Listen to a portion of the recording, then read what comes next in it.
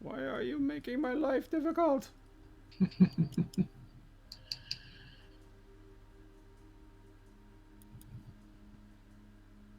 There it is. Oh my god. Why? Why do you do this to me? YouTube. Why do you do this to me? Why do you make things so difficult? Anyway, we're live. Okay. Shut up. Focus. Shut up. I'm trying to do my intro. Welcome to the Nerd Culture Clash, everybody. We got some interesting topics tonight. Actually, we don't. We are winging the hell out of this. I literally walked in the door maybe 20 minutes ago. But there are some interesting stories up. We're gonna take a look at them. First off, we're gonna talk about the whole Charlie's Angels thing. Holy crap! Some interesting Star Wars news has come down, and also I'm going to be talking about a couple of comic book things. I'm going to go over the items I got from my pull list this last week, and I'm also going to go over some of the things that we got from Ollie's. We actually went, Frank and I went back to Ollie's Bargain Basement, and we actually bought some of the 10 comic bundles that they have to see what was in them, and we got some interesting stuff out of it. So we're going to be talking about that today, and probably going off on a whole bunch of tangents because that's what we do around here. But as always, I am your host, Comic Book Bobs. Join me. Okay. What the hell was that? My crew sucks. Joining me as always is my co-host for Nerd Culture Class, Tom the Immortal Cummings. And today we're also joined by our good friend, Finance Frank, once again.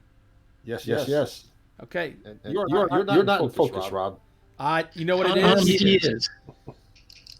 If you're watching him on Hangouts, it's all blurry. If you're watching it on YouTube, Yeah, it looks good. Yeah, it's because my system's bogging down a little bit. Is what it is. I've got a bunch of windows open, and it doesn't like that. So. And he's got a dead guy behind him. So. Yeah. Yeah. That's so I got rid of the green screen because I thought it was kind of boring, and I'm just like I'm trying to fix this place up so it looks interesting. I'm gonna hang up I got a bunch of posters to hang up behind me. I'm gonna hang all my a bunch of the action figures that I have. So I'm trying to make this space interesting. I'm probably failing miserably. And why my camera keeps going down? Stop that. Dylan Rawls and Jigson Voorhees are both in here. Excellent. Welcome, gentlemen. Appreciate it. Thanks for stopping by, guys. Audio tier garbage. This guy has no idea what he's doing. No, I don't. I really don't. Movie Bob. Dude, everybody keeps asking me, dude, do you know Movie Bob? Are you Movie Bob? And I'm like, dude, I didn't even know that guy existed until people started asking me about it. And I was like, there's a Movie Bob? So I checked it out, and I'm like, oh shit, there is a Movie Bob, and he's been around for a long time, and he's kind of a dick. So, but anyway, by the way, I'm gonna crack this open here. Our stream today is not brought to you by Rain because I don't want to get sued. But I need to pick me up, dude, man. I've literally been going since I got off work at 6. I slept for 2 hours, and then I started going at 8 o'clock, and I haven't stopped. And I'm not going to stop until 6 o'clock tomorrow morning because I got too much shit to do today. Okay, anyway. Let's get right to it here. We got a lot of stuff to talk about. It's better if you keep pretending Movie Bob doesn't exist just for your sanity alone. Just for your sanity alone. No, dude, seriously. Continue pretending he doesn't exist. Okay. But no, legitimately, I had never heard of him, which is kind of surprising because his channel was pretty big. I think the last time I checked his channel, it was he had a couple million subscribers. I'm like, holy crap, I'd like to be Movie Bob. Because, by the way, to all the new subscribers, we actually picked up about 4 subscribers over the last couple of days. I really appreciate that. Also, guys, everybody that's watching, if you could please share this out on your social media, hit like, and if you haven't subscribed already, please do so. It definitely helps. We are struggling, and YouTube is making it harder and harder and harder. So, some crazy stuff coming from YouTube these days. All right, enough of the my penis. Let's get to it here. By the way, I highlighted this picture here because This YouTube artist, this artist, Cute Sexy Robots. Actually, should probably no. Go back. Yeah, be careful with the content, but really great artist. He's actually Tom. He's the guy who did one of the variant covers for the next Black Ops book.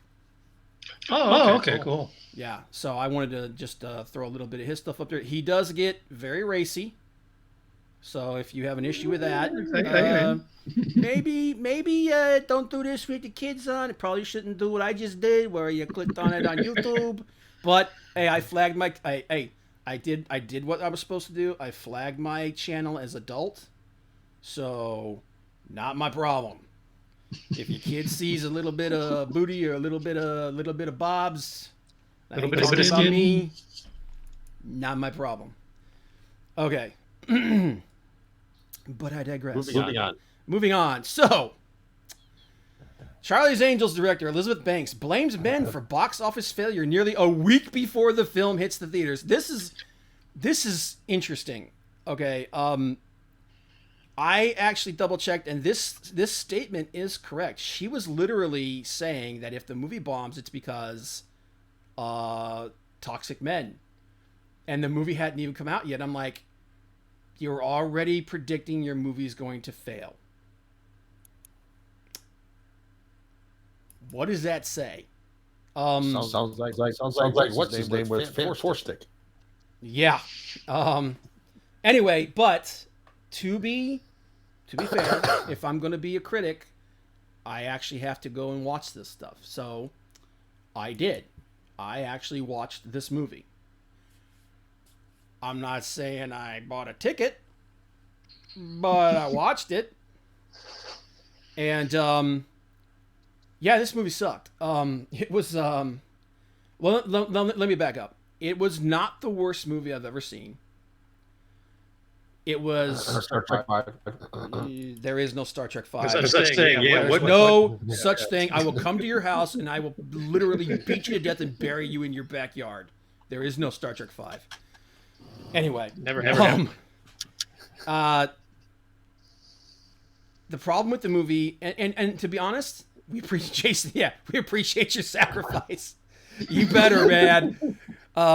Because this thing, it left a bad taste in my mouth. It really did. The cast, believe it or not, the cast is not the problem. I've said this before and I say it again. I'm not a fan of Kristen Stewart, but I do believe that she is one of those actresses, whatever, that if you put her with a really good director, with a really good script, you will probably get a decent, you'll get a decent performance out of her. She's like 90% of the actors in the world. She's mediocre. She has a particular thing she could probably do well. Anything else is going to be difficult. Unfortunately, she has neither a good director nor a good script to work with in this film. The script is boring as hell, and the action is awful. The action is, they do that thing with the action where instead of showing, like fluid moves and like showing like actual fight moves and whatnot, they keep cutting. They keep doing that thing where it's like the punch is thrown and then it cuts, and then there's a grab and it cuts, and it's so haphazard and chaotic. It's and considering that the guy who did the choreography, the fight choreography for this movie, is the same guy who did the fight choreography for like The Matrix. Like he's done a lot of really big movies, really big action films. He's a really good. I can't remember his name off the top of my head now because I don't have my notes anymore because I put him somewhere. But he's done a lot of big name action films and really good ones. So I have to believe that the way this action was shot and cut, that's a directorial decision. So all of the problems with this movie fall squarely on Elizabeth Banks, who before this, I mean, I thought she was a decent enough actor. I thought Elizabeth Banks was fairly decent. She's been in some decent stuff. But this movie bombed, and it bombed because of her. It bombed because it wasn't well written and it wasn't well shot. So this thing with her basically blaming, this is classic deflection on this, saying that the only reason that let's read a little bit of what she says here. People have to buy tickets to this movie too. This movie has to make money. If the movie doesn't make money, it reinforces a stereotype that Hollywood that men don't go see women do action films. That statement is 110% ridiculous. Some of the biggest action stars, action movie franchises have been centered around women. The Resident Evil films, for my God, whether you're a fan of them or not, they were popular and they made money. And they star a female action star. You know, T2, you know, the Aliens franchise. It's all, you could just keep going on and on and on and on and on. Underworld. You know, there's this statement is ridiculous. And it's clearly a deflection of the fact that she realized that this movie was going to bomb. That the fans didn't like it. Men and women did not like the movie. They'll go see a comic book movie with Wonder Woman and Captain Marvel because that's a male genre. Explain that to me. So even though those movies are about women, they put them in the concept of feeding the larger comic book world.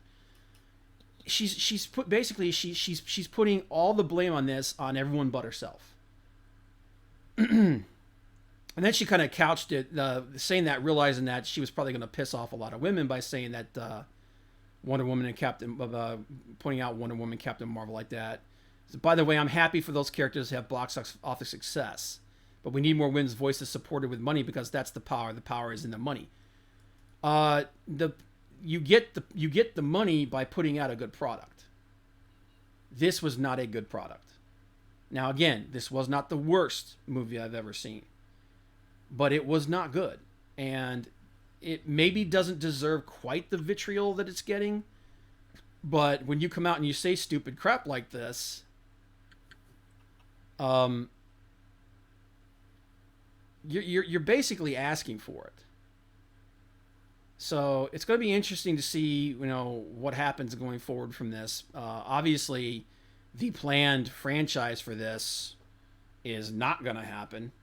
The movie made $8 million, $8.7 million, and $19.3 million at the international box office. Wow. Yeah, it was bad. And here's the thing: it's got it cost $48 million to make it. Yeah, $48 million, and probably the same amount in that for advertisement. So you're looking at like an $80-90 million movie, and it's going to be lucky if it makes half of that. All the estimates coming in say that this movie is going to lose somewhere between between $35 and $40 million. And it's got Patrick Stewart in it. How the hell do you make a bad movie with Patrick Stewart? I love it, dude. Name me a bad movie that Patrick Stewart's been in. Well, also define bad because I saw and I liked Life Force, but that is not a good movie. Okay, you're talking about a completely different era, a completely different genre. No Patrick Stewart. Life You Force. said what Patrick Stewart movie. You didn't say a genre. Okay, but that movie wasn't a bomb. It's like a cult hit. So that's not a bad movie. I mean, is it cheesy in some places? Yeah. The Emoji Movie from Voorhees here. The Emoji Movie? He was in the Emoji Movie? So how many? Why the hell would Patrick Stewart be in the Emoji Movie? How many Bosleys were in this movie? Dude, who knows, man? There's probably 45 of them. And there's part of the problem. Yeah. I'll be honest with you, man. Parts of this movie, like I said, I didn't see it at the theater. So I kind of did that thing where you're like, yeah, this scene is boring and it's unnecessary. I'm just going to click, click, click, click, click. I got past a little bit of it. I don't like it when movies fail, man. I don't like we've said this on this show multiple times. Nobody gets a prize when a movie that we're not interested in fails. Nobody takes. I don't take pleasure in this. Like I said, I don't go to the mailbox every week looking for my hate check. I don't get anything out of movies like this failing. But if it fails, just take it and learn from it, and realize, yeah, probably shouldn't have done that. That would have fixed things. That's how you grow. That's how the next time you make a movie, you don't make the same mistake. What she's doing is part of the problem with a lot of the mainstream comic book industry today. They're putting out books that fail, and then instead of looking at it and saying, okay, why did the book fail, they're just pointing fingers at everybody else but themselves, saying you're to blame. Probably should have put nipples on Batman. Oh God, Joel Schumacher. You know what? You know what though? I will give Joe Schumacher credit. Joe Schumacher admitted he screwed up. Or have a Batman credit card. Jeez, God, why do you keep bringing up things that hurt my soul? But again, Joel Schumacher admitted we screwed up. We shouldn't have done things this way. We're going to change in the future. Unfortunately, he never got a chance to change, but that's what happens when you take a crap on the biggest, arguably the biggest superhero franchise ever. I mean, have there been any? Is there any superhero that's gotten more movies than Batman? Not that I'm aware of. Yeah. How come Bat Nipples had nipples but not Batgirl? I think. Oh no, she didn't. That's right. Yeah, that was actually something that people asked, and it was like, well, where's her nipples at? Just showed her ass. Yeah, they're like, no, we'll just have an extra gratuitous butt shot. Oh, jeez. I hate the universe sometimes, but yeah, it's like I said, this is the exact same problem that a lot of the comic book industry had. Well, it seems like they're moving away from it, thank God, but it was that thing. It was this right here where it was the reason this movie failed was not because it was bad or not because I did anything wrong or because anything other than the ists. Insert ist here. What's going to be the reason for Wonder Woman 84 if she has lightning bolt lasso? Oh God, dude, why did you have to mention Wonder Woman? Dude, no, I was actually talking to I was talking to someone last night about that, and I'm like, if that's what that movie is, that's going to be a freaking tragedy, because the first Wonder Woman movie was really good. I know there are people that argue that it was okay, it wasn't a great movie. I thought it was awesome.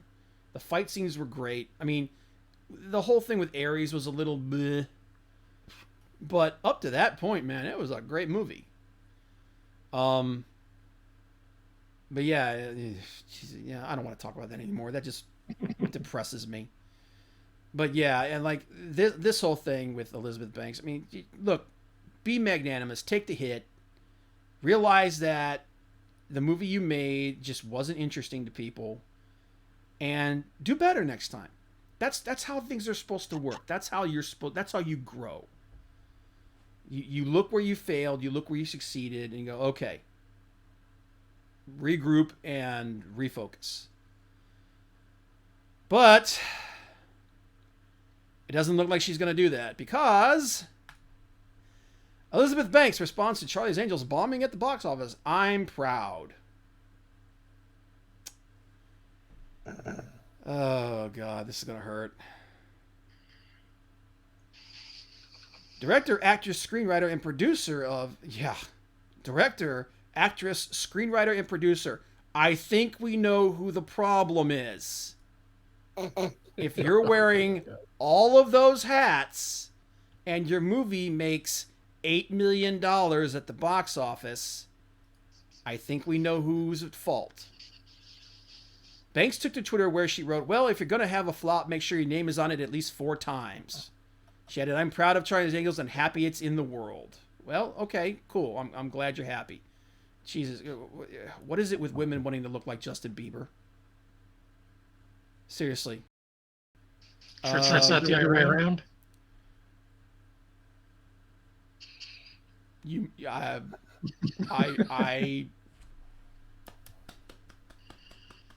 Well played, Tom. Well played. Just saying. And then it goes over the thing that she said again.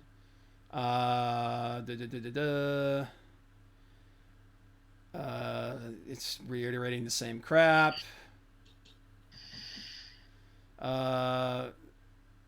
Banks made it clear that the film was targeted a female audience. Okay, here's the problem though. If your film targeted a female audience, so you're automatically cutting out 50%. That's fine. Women didn't go see this either. So if women didn't go see it, what does that say? This is why that statement she made is so dumb. And she would double down earlier this month when talking about The Guardian, detailing she loaded the film with sneaky feminist ideas. I don't care. If you made your film for women, then women should be going to see it. They're not. So that means that the problem with the movie is not the people. The problem with the movie is that you made it and it wasn't well done. So, like I said, take it for what it is. Regroup, restructure, regroup, and come at it again. But stop with the blame game. It's stupid and it's childish. Anyway, I don't want to keep harping on this. This is, it's depressing. And so is this. J.J. Abrams confirmed Star Wars: The Rise of Skywalker is not finished. So much is still being worked on. Okay. Don't they only have like 5 weeks till opening? Yeah. So Star Wars: The Rise of Skywalker director J.J. Abrams confirmed that the film doesn't seem anywhere near finished as it nears a month from its planned release date. Abrams spoke with Entertainment Weekly saying, "We always knew we were going to have 3 fewer months to post-production this film." He then adds, "So much of it is still being worked on, it's literally a practical race to get it finished." However, Abrams revealed he's feeling infinitely better about where The Rise of Skywalker is compared to Force Awakens. He went on to detail that he had more reshoots and more story adjustments to The Force Awakens than The Rise of Skywalker. Had more reshoots, Episode 3, whatever. Then The Rise of Skywalker is far more challenging, but the ambition of this movie is far greater than Force Awakens. When we set out to do was far more challenging. Everything is exponentially larger on this. Well, it's exponentially larger because you're having to basically fix everything.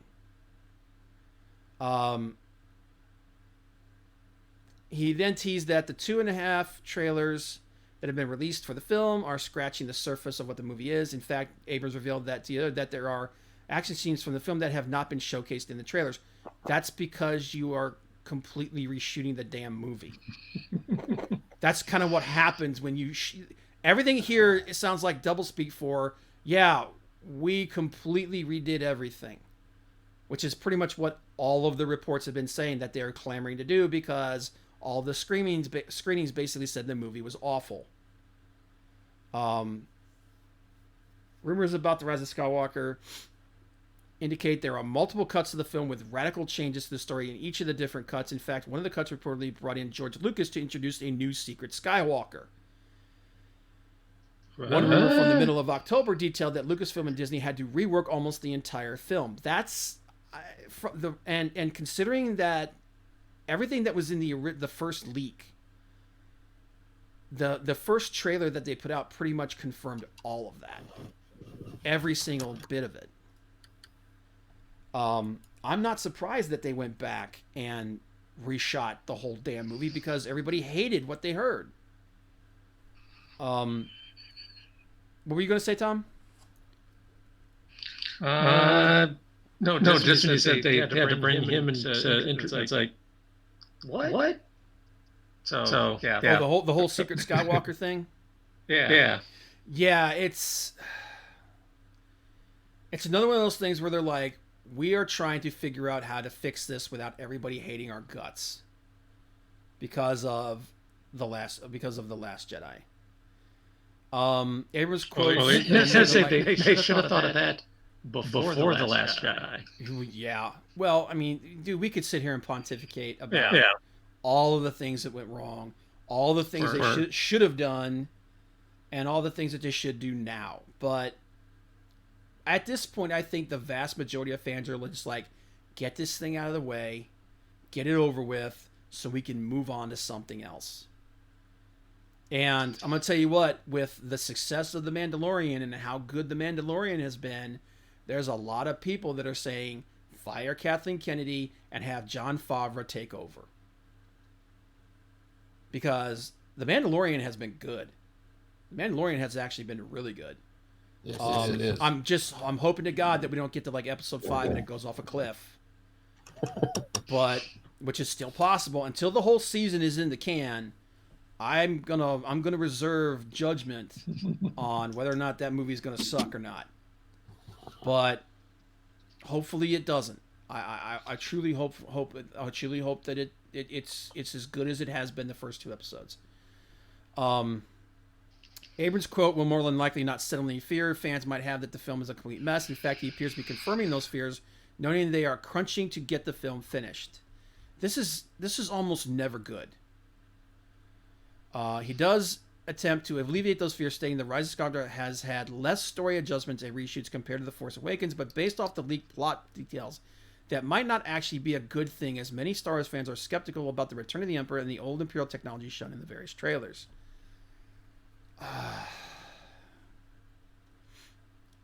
He then detailed how The Rise of Skywalker is different. It felt slightly more renegade. It felt slightly more like, F it, I'm going to do the thing that feels right because it does, not because it adheres to something. That statement right there does not fill me with confidence. No, doesn't. That statement tells, you know what that statement says to me? That statement says to me, this thing is already a dumpster fire. It's the last one I'm going to do, and then I can just walk away from it. The only reason I'm doing this is because they dropped a ton of money on me and begged me to save them. I'm just going to put it out there and hope to God that it, hey, if it is what it is.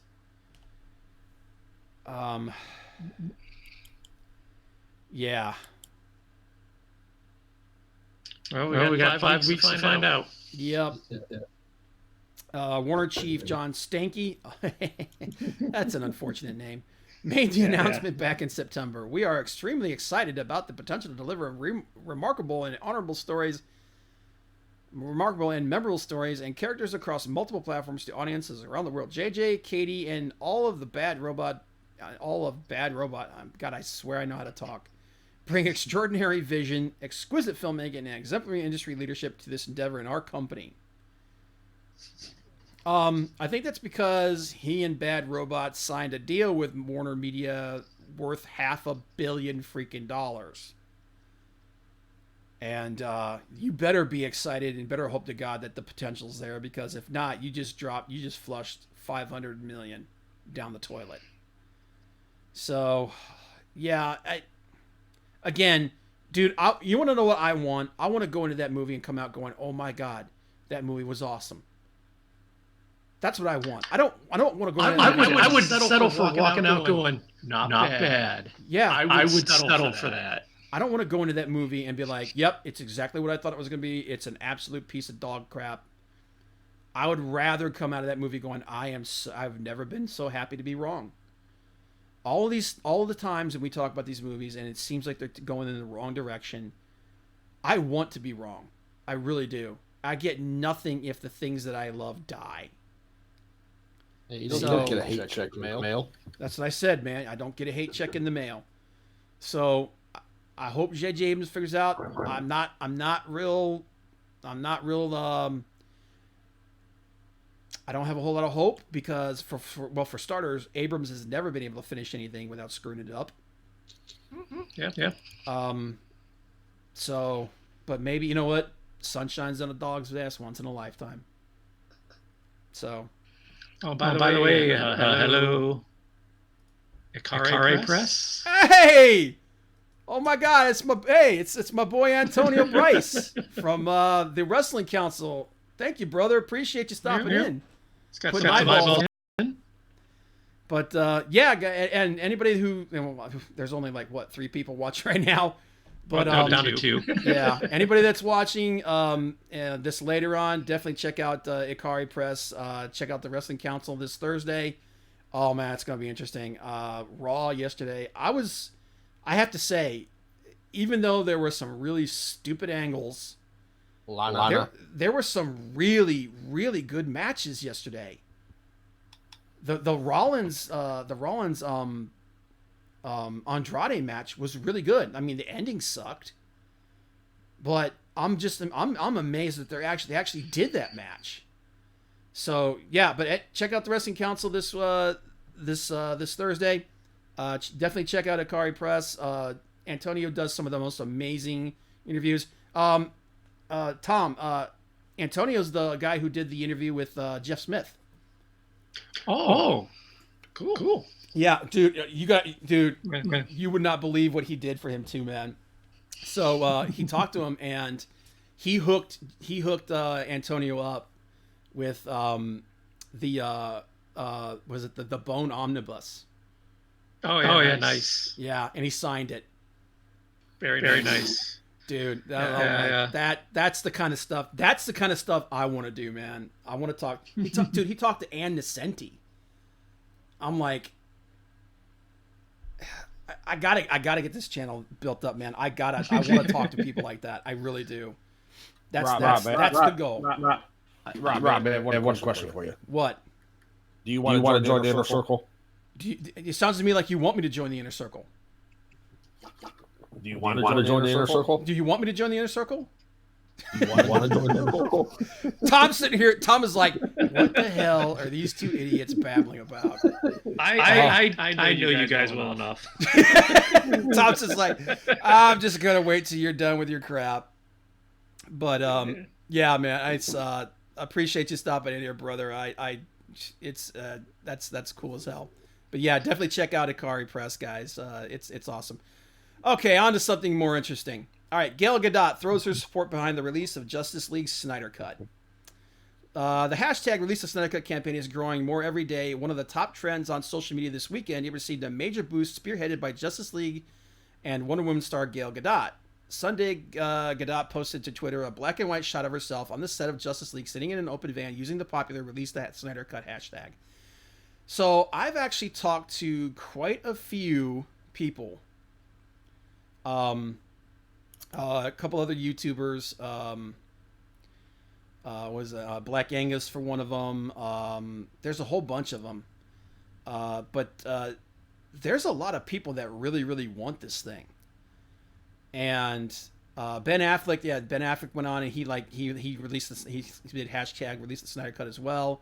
Ray Fisher, who plays Cyborg, Zack Snyder, obviously he wants to put it out there.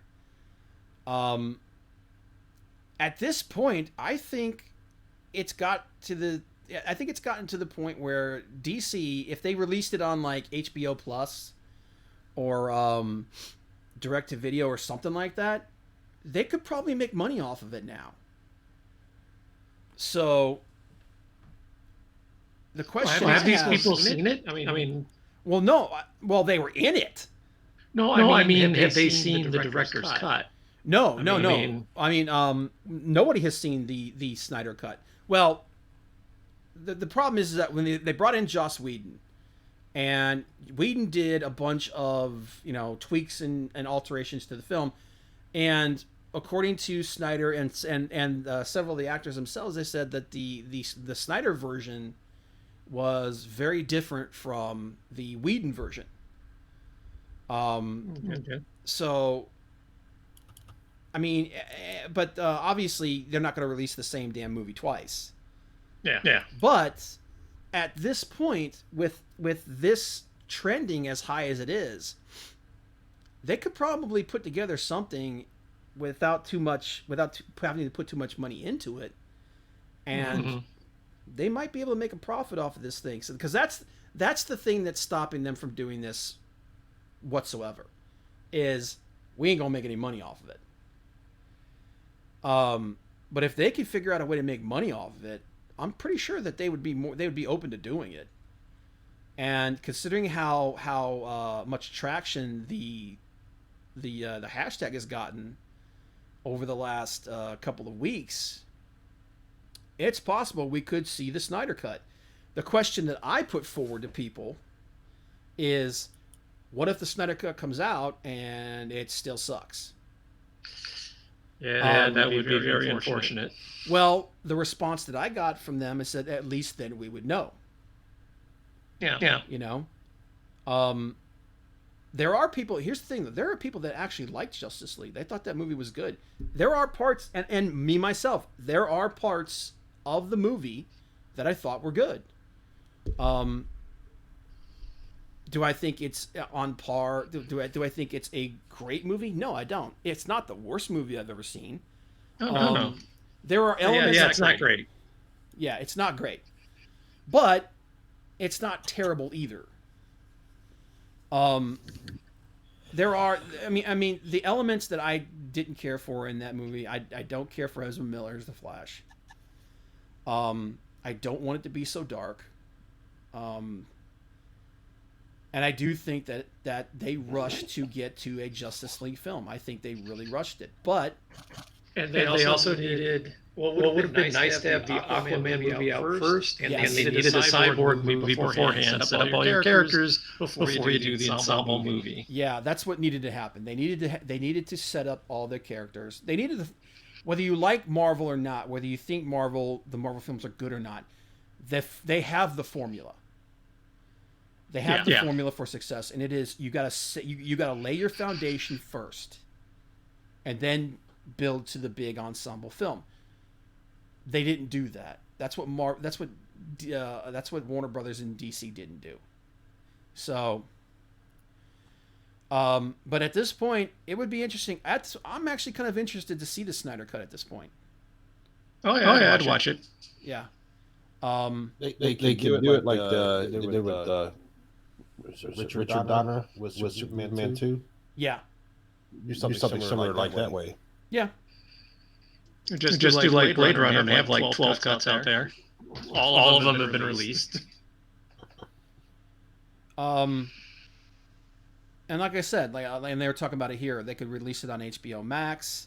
That could be, to be completely honest, that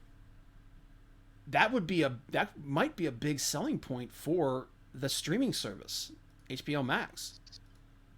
Tell them, hey, you want the Snyder Cut? Go get HBO Max. Go get HBO Max. Yeah. So if it's about making money, there's a way to do it. So for the fans, people who did like the movie, who were fans of the film, it looks like you may actually get the Snyder Cut. So, and as a fellow fan, I hope you do. And again, I would love to be wrong. I would love for this movie to be fantastic. So, because I'm a huge dude, you guys know me, I'm a monster Batman fan.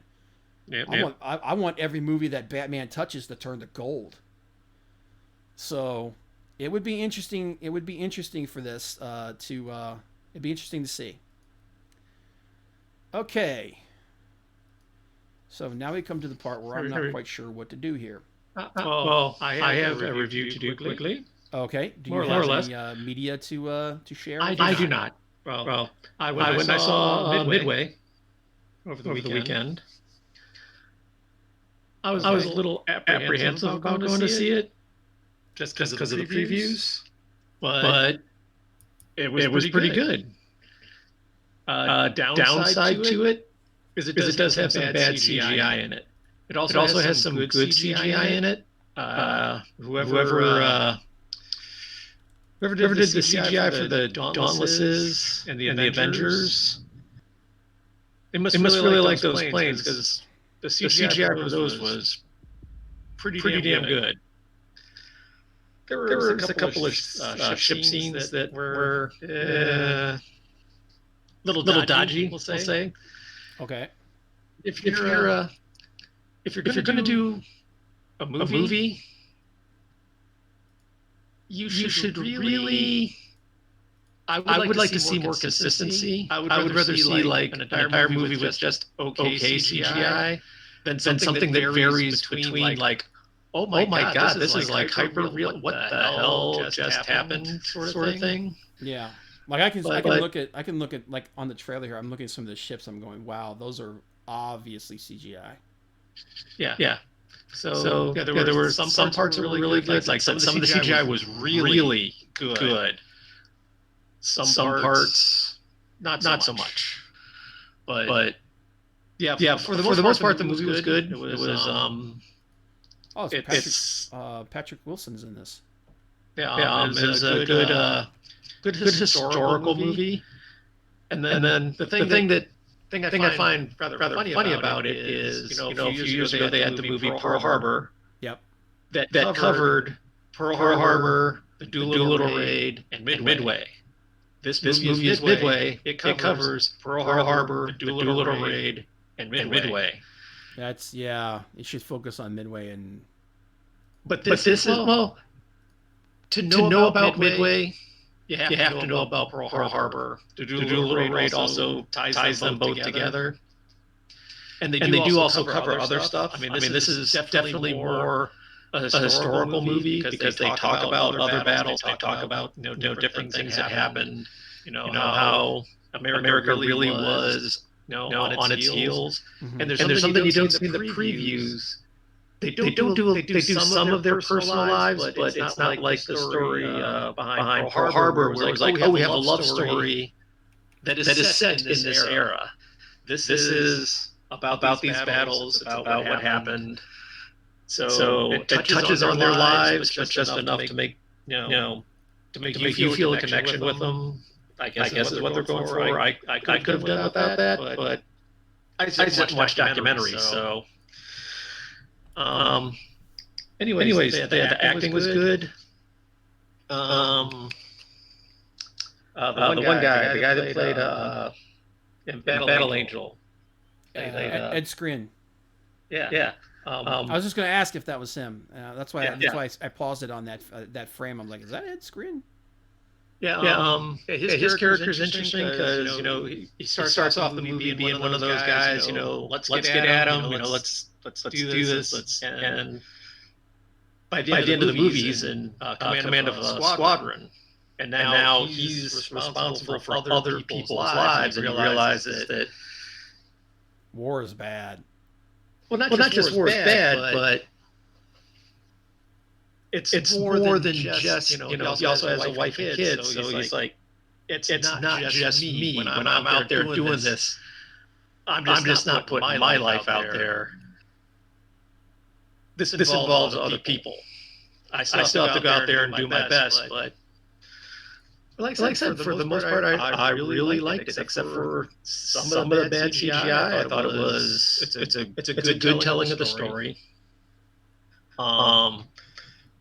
There are some things that let's put it this way: if you saw what was it? What was the Mel Brooks one? The We Were Soldiers. The Mel Brooks one. Yeah, from quite a while ago, the Vietnam movie. But anyways, there's a part in that where they have to take the Mel Gibson movie. Mel Gibson, yeah. Oh, God. So Mel Brooks made a war movie? Sorry, my bad. I'm like, what the hell are you talking about? I'm like, Mel Brooks? I don't remember any war movie from Mel Brooks. But anyway, yeah. Continue. Mel somebody, I don't know. That Mel guy, they're all the same. But I really like this movie. I thought they did a good job historically on it. And that's one thing I can imagine a lot of people going to see this movie and like looking at their uniforms and being like, oh, the accuracy of it. Well, seeing the actors in the uniforms. But that's just it. They did a really good job on the uniforms. They were kind of, this is the 1940s. Yeah. Not everybody had great suits. I mean, it's the military. It's like, here's your uniform, put it on. Is that one of the Jonas Brothers? Maybe. There's a lot of famous people in this movie. There's a lot of people I'm like, I know that guy. I don't know his name, but I know that guy. I know that guy. All right, I gotta look it up. All right, Midway. Cast. 2019. I want to see if one of the Jonas is in it and see if maybe it's the bonus Jonas. We're so stupid. Once again, I actually recommend this. This was a good movie. However, I'm recommending it. But oh my God, Woody Harrelson's in it. He's Admiral Nimitz. Oh my God! All right, listen to this. Listen to this cast. Holy crap! Yeah, Nick Jonas. There he is. Freaking Nick Jonas. In the movie. Okay, Ed Skrein, Patrick Wilson. We saw them. Woody Harrelson, Luke Evans, Mandy Moore. Okay. Dennis freaking Quaid, Aaron Eckhart. Quaid is Halsey. Nick Jonas. Nick Jonas is in this movie, man. Yep. Good eye there, Rob. Good eye. Yeah, well, I do know my Jonas Brothers. We're gonna edit that out. What else we got here? What else we got? What do we got?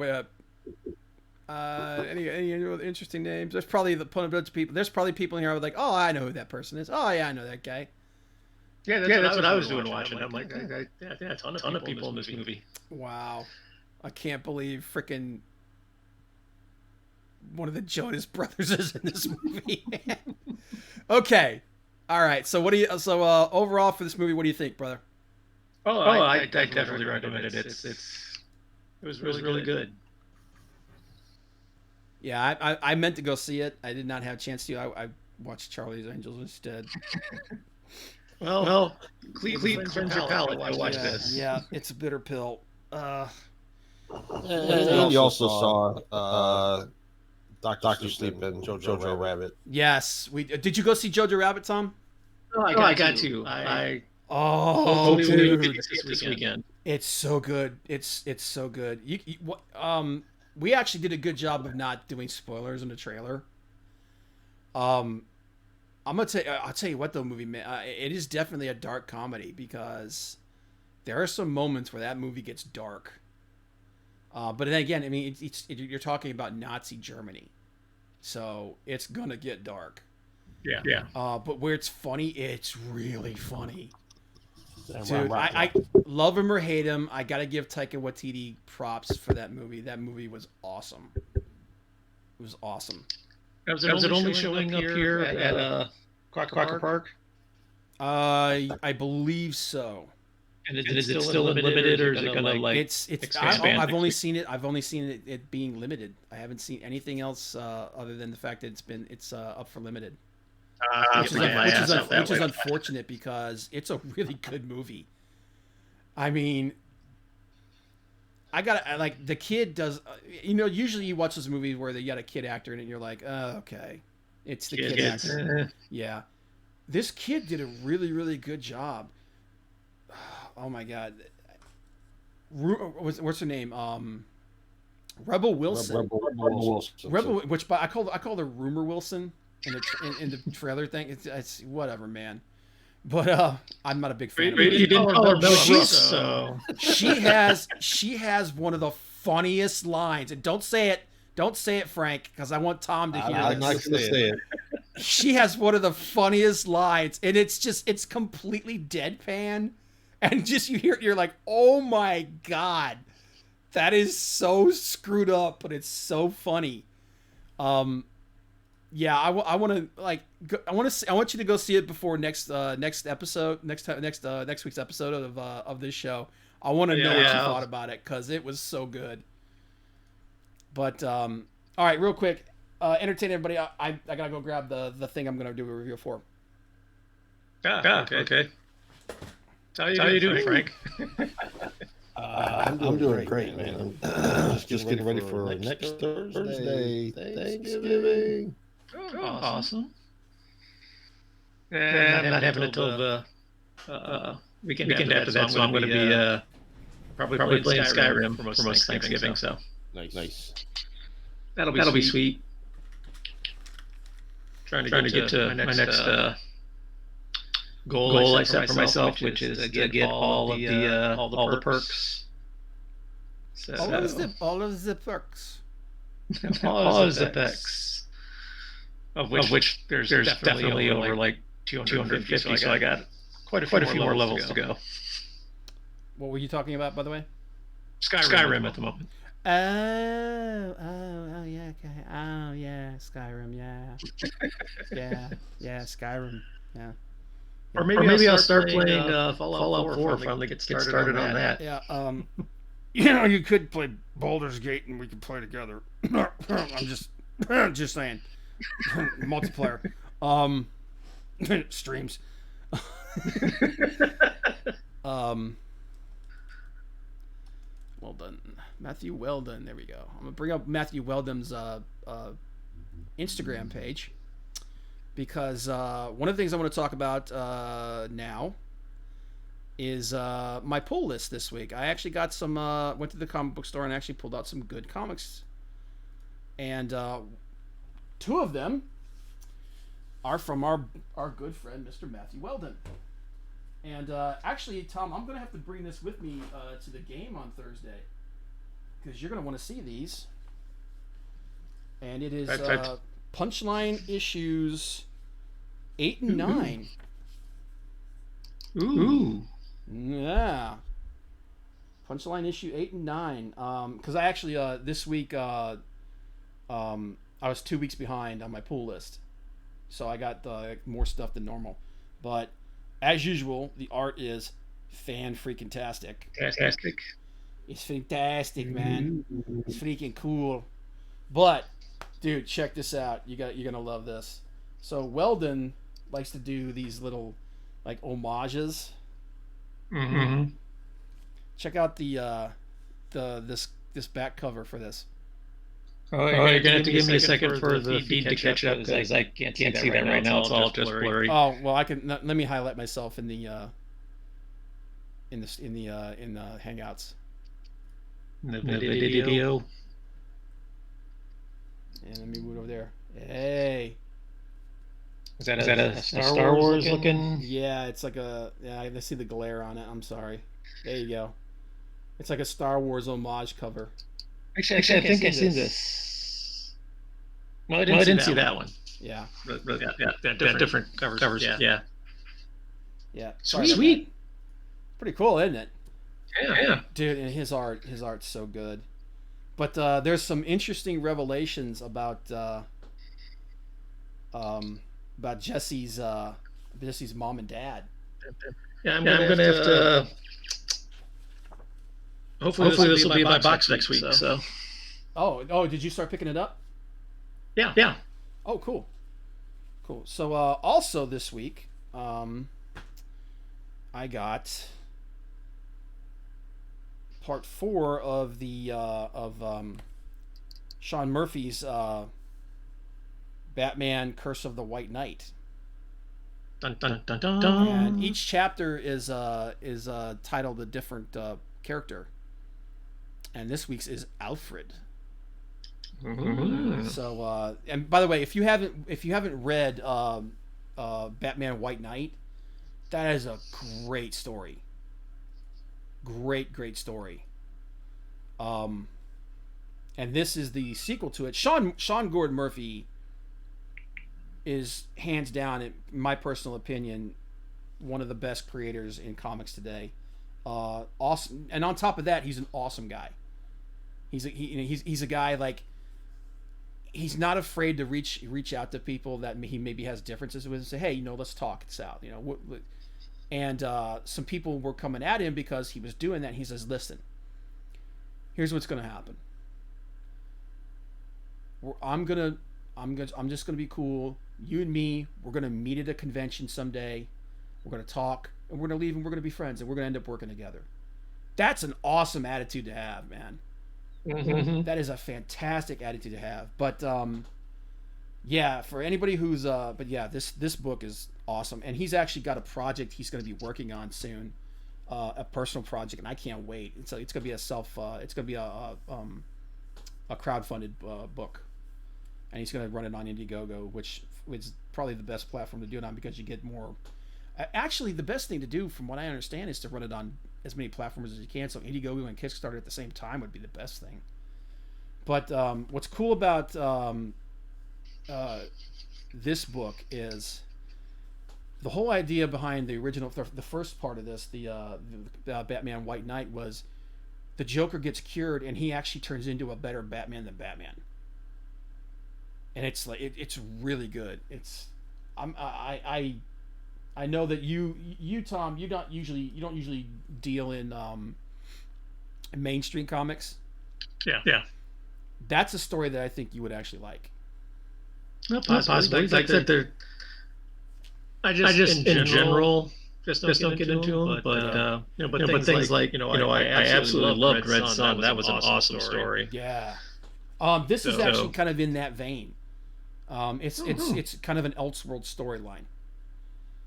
Cool. But yeah, it's really good because like there's like one of the things that the Joker does is he digs into Bruce Wayne's past and finds out that his grandfather had some very unsavory connections. So yeah, and he uses it like the way he manipulates everything is awesome. And the other thing in my pull list was X-Men number 2. Trent and I talked about X-Men a little bit at the game last week. This is the X-Men 2099 variant cover from the old X-Men 2099 series that ran. I'm actually excited about X-Men again. Jonathan Hickman, I've had my issues with Jonathan Hickman in the past, but I got to give him credit where credit's due here, man. The restructuring he's done with X-Men has been at the very least interesting.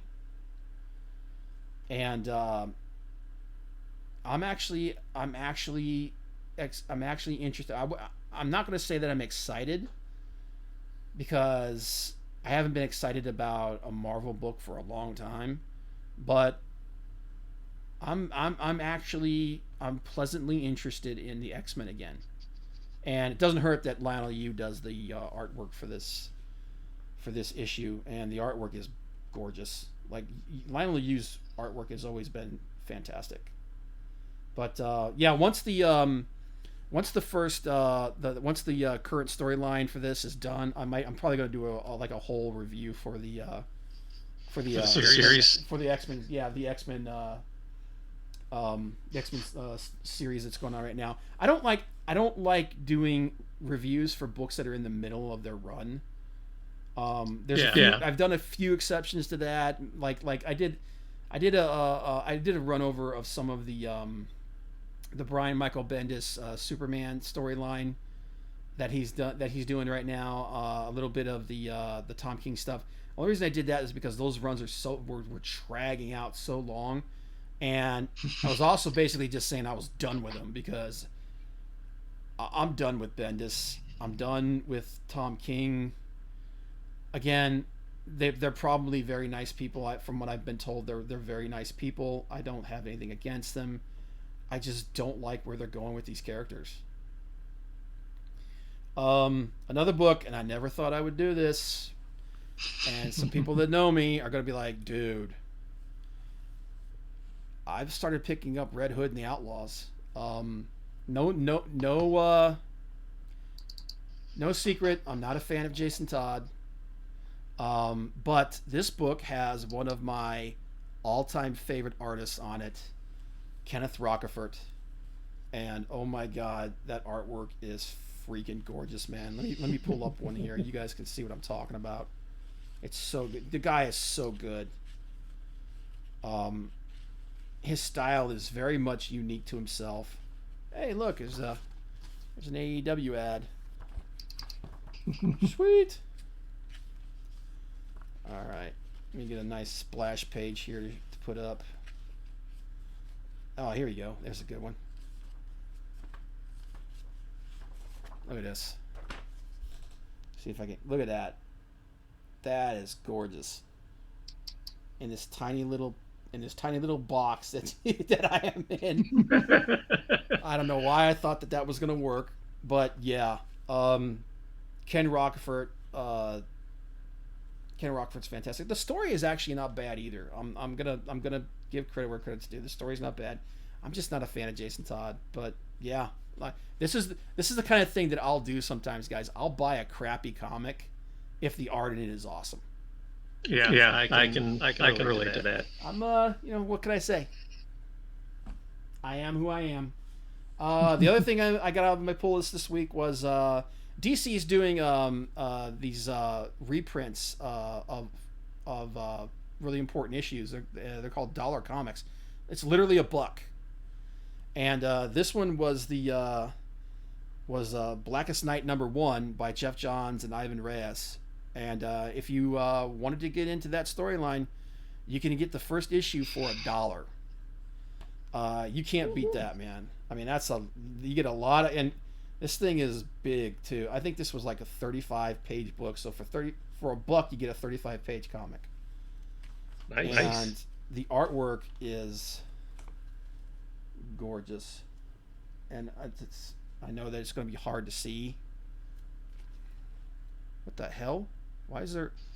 Oh no! The green screen effect is still on my. Oh, that's why things are looking weird. Oh, yeah, looking through things like Green Lantern. Yeah. I'm like, why does everything look like it's a negative? All right, chroma key. Kill that. Yes. Close. Okay. Now, hey, look. You can actually see it now. But again, it's in this tiny box, but you get the idea. This is a double-page spread. Ivan Reyes is a great artist. But yeah, if you wanted to check out Blackest Night, you can actually get the first issue for $1. So, cool deal. But that was what was in my pull list. I'll probably be doing a pull list review every week going forward because I think it's a cool thing. Plus, I want to talk about more comic books.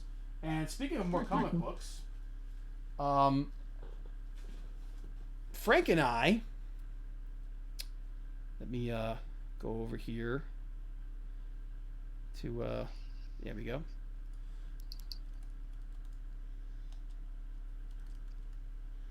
Ollie's Bargain Outlet.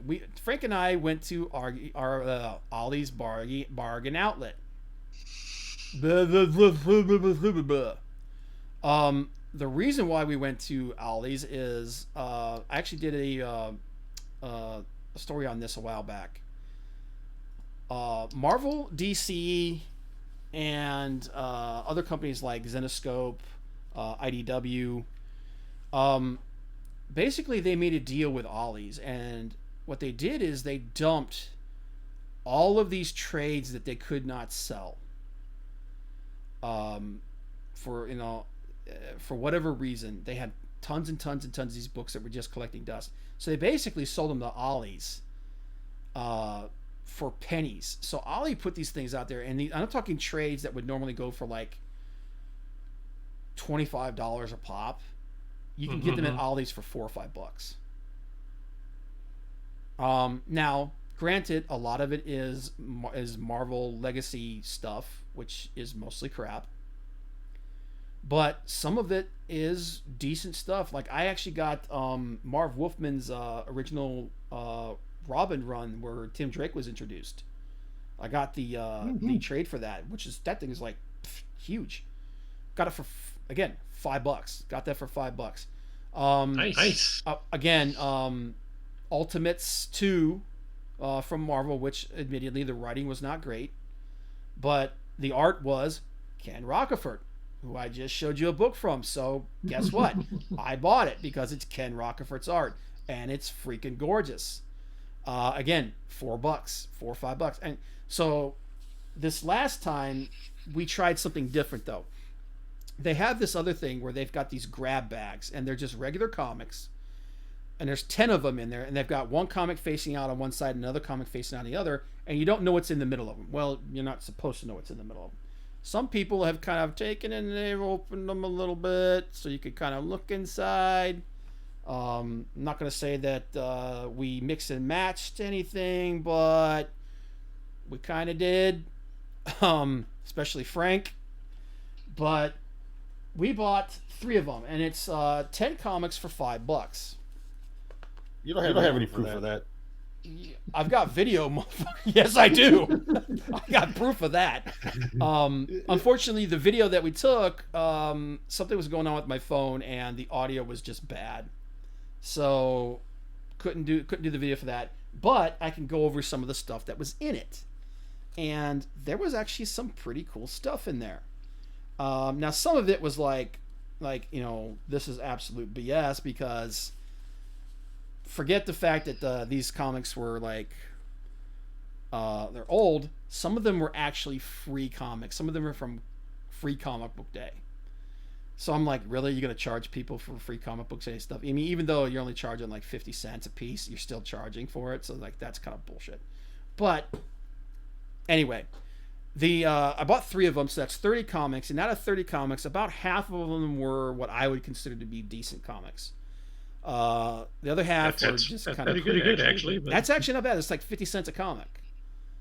Well, well, I don't know. It's like $1 a comic. So, because I only had about 15 or 20 of them that were good. Anyway, so the 2 that I was really surprised by are these. I got 2 John Byrne Superman books. I got 1 Superman, 1 Action Comics, including the first appearance or the reintroduction, I believe, of Metallo. So again, like I said, I'm an art guy, and John Byrne is one of the best artists ever. And the fact that I got these were in there, is pretty awesome. This one of the cover for this one of Action Comics with Superman versus Orion is an awesome cover, man. That's like real good example of John Byrne's art ability. So those were actually in there, and these are old, man. These are like from the mid 80s. Yeah, 1987. So got those. That was cool. Got one of Jim Lee's Divine Right. I've already got this book, but it's actually kind of cool, So if you want to get a look at some of Jim, Jim Lee's artwork. I mean, yeah, man, you can't go wrong with Jim Lee's art. I mean, good God, man, Jim Lee's one of the best there is. So, but got that. Got an Ed Benes Green Lantern, which again, fantastic art. Can't go wrong with that. Oh, see here, trying to find a good pick here. Anyway, yeah, got a Ed Benes Green Lantern. All right, so this was kind of like, this is one of the ones that was kind of a cop out. So I got Batman Earth 1. This is Free Comic Book Day, but if you're gonna give a free comic, this is that's one to get. This is a pretty cool one, because the artwork in this is done by Gary Frank, the artist who's currently doing Doomsday Clock, and one of what I personally believe is one of the best comic book artists working today. So got a couple of interesting got an interesting indie here. It's called Valen the Outcast. I'm a big fan of like medieval / fantasy art comics and stuff like that, so I thought that was kind of cool. Got a Mark Bagley Trinity book, pretty cool. Oh my God, who remembers this? When Marvel was doing ridiculous stuff like turning Captain America into a freaking werewolf. I mean, you can't make that crap up.